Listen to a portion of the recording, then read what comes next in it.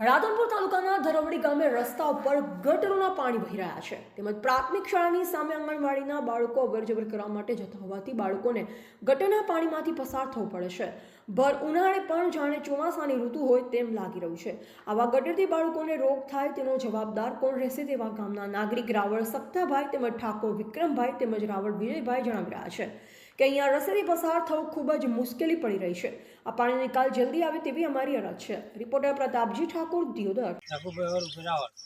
તમારું કેટલા દિવસથી તકલીફ છે? એવું છે એમ ને? બોલો ભાઈ। મુકેશભાઈ ભાવાભાઈ। હા, 1 મહિનાથી પાણી ચાલુ છે ગટરનું। બરાબર। કોઈ નિકાલ કરે છે કે નહીં? ના, વાત કરી હતી? બે ત્રણ વખત કમ્પ્લેન કરેલી। બોલો ભાઈ, તમારું નામ? બોલો તમારું નામ બોલો, આખું નામ બોલો। કેટલા દિવસથી તકલીફ છે? બરાબર। બાઈ જો તમે, બાઈ જો,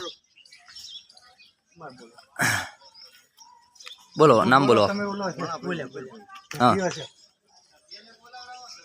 બોલ્યો ને,